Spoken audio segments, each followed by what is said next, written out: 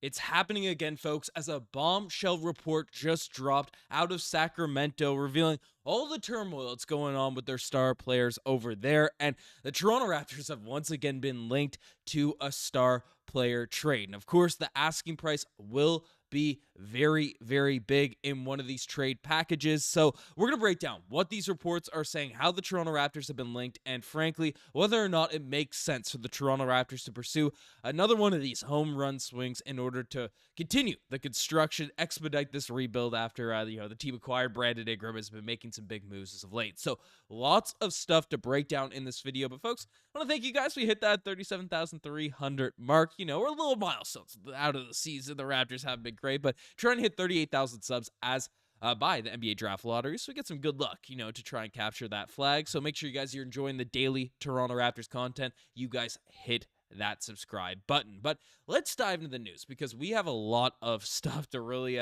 dive into because the Raptors always seem linked to these big names after they get traded. So a couple weeks ago, we had this report drop from Brett Siegel, now on March 28th, saying that many around the league are preparing for the possibility of the Kings becoming big sellers ahead of the 2026 NBA trade deadline next February. And this would likely result in Sabonis requesting a trade should a clear direction not present itself for Sacramento. So this is obviously very, very interesting because Domantas Sabonis is a very effective, especially one of the best offensive centers in the entire NBA, and is a true all-star caliber player. I think him playing in Sacramento, he's gotten overshined a little bit in terms of how good he actually is, and things really started heating up over the past couple of days. Essentially, news came out in regards to ESPN dropping a story. Sacramento fired their GM or parted ways with Monty McNair, and then ended up bringing in Scott Perry out there in New York. And this is very important for something we'll discuss a little bit later. But then news dropped from Brett Siegel again today, who's got some little links out there with Sacramento saying big changes are coming in Sacramento before this year's draft. It could even happen within next week. Don't be shocked if the team goes through some sort of rebuild in the offseason. I'd personally be surprised if DeMar DeRozan is around next season, and Sabonis hitting the trade market isn't as crazy as some would like to think.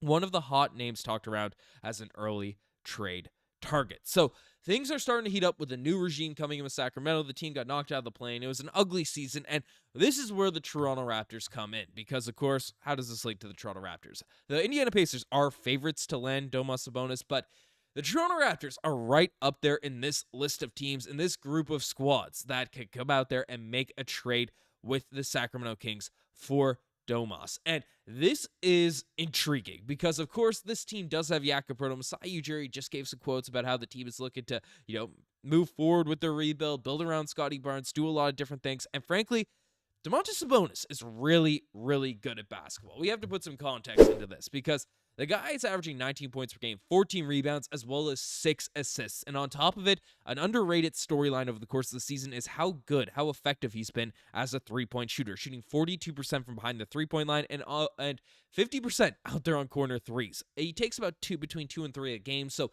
not the craziest of sample size, but he is remarkably efficient as a three-point shooter at the center position. So Domas is very good. Domantas is a very, very effective center big man, and with all the turmoil that's happening out there with the Sacramento Kings, we know Masai Ujiri likes to strike on these types of deals. Now, he is on a significant contract. He's making $40 million per year, his previous season, but 43, 46, and 49 over the next 3 seasons. So you do have some contract control over him at a price that, given his output and production, especially on the offensive end, is fairly reasonable in today's NBA market. But what the issues lead to this contract? Because again, the Kings are in turmoil. Let's swoop in and make a smooth trade. The issue with that is the Toronto Raptors' current cap situation doesn't allow for. We don't have a lot of these big contracts that we're recently going to be trading. We're not trading Scottie Barnes. We are not trading. We're not trading Brandon Ingram in one of these packages. So it's going to come down to a combination of either one of these types of deals where it's RJ Barrett and Jakob Poeltl, or slide in Immanuel Quickley instead of RJ Barrett. But IQ's trade value hasn't been that high. I think RJ Barrett's to be more intriguing because of how effective he's been this season. But you could slot in IQ there because he's more of a position of need for Sacramento. They're looking for a point guard and all these types of things after getting rid of De'Aaron Fox. But this would be the general construction of a trade package involving Domantas Sabonis, solely not even for, hey, I think this is equal value, I think this is this, I think it's that.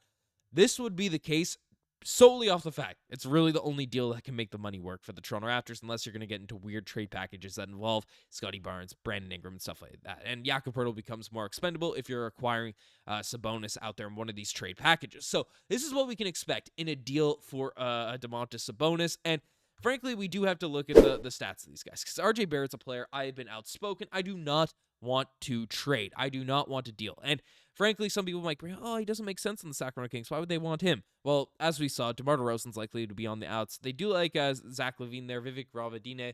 News came out today that he essentially had his hand forced in this. But the reason why I bring up RJ Barrett more than Immanuel Quickley is because, one, IQ has been talked about a little bit more than RJ Barrett from the Raptors' point of view in terms of a long-term future piece. They put more of an investment in there into the future, even though I personally am RJ Barrett's my favorite player on the Toronto Raptors, being open and honest about that. But basically, the point I brought up in terms of the new GM out there in the Sacramento Kings, because as we know, RJ Barrett, he was formerly on the New York Knicks. The Toronto Raptors made that trade, acquired in that OG Anunoby to the Knicks, bringing back IQ, bringing back Immanuel Quickley, and RJ Barrett was a guy that was liked by Leon Rose out here. Scott Perry, that relationship there, going to mix them up. Leon Rose is the current GM of the New York Knicks. But that could be an intrigue in terms of a trade package. I guess IQ could also be in that mix, but RJ Barrett was selected, as a top overall draft pick by the New York Knicks. Under this regime, they spoke highly of him out there and during Scott Perry's tenure. So I feel like RJ Barrett just seems like a sensible sort of target trade fit. Again, similar arguments could be made for Immanuel Quickley, but it's a piece that just makes sense with the new regime, with the contract situation, with the age. I mean, the team is looking to move towards a rebuild, and how effective RJ Barrett has been. Feels like he'd be a centerpiece, the style of play that, with the Kings. Vivek has been, the owner of the Sacramento Kings, has been pretty hands-on with certain types of players coming in with Sacramento. RJ Barrett just fits the kind of mold that those Sacramento Kings teams like. Now, we'll see specifically under a new regime what type of players they're interested in. They trying to clean house, but RJ Barrett's that young piece. It's on a flexible contract that Scott Perry, I'd imagine, be very, very intrigued by doing. Now, do I want to see this trade happen? No. I'm going to be outspoken and talk about that. But I have a couple of lists to sort of break down the pros and cons on this situation, because you do get a major upgrade on the offensive end, right? We saw the stats. We saw everything that was going on there in terms of numbers. Jakob Poeltl, of course, had a really phenomenal season for the Raptors this year. 15 points per game, 10 rebounds, 2 assists, 1.2 blocks, 1.2 steals. But offensively, Sabonis is a juggernaut. He's a better facilitator. He's a better three-point shooter. Even though Poeltl did have a couple threes there at the end of the season, Sabonis is a much more established player on that end of the court. Again, we saw his stats there.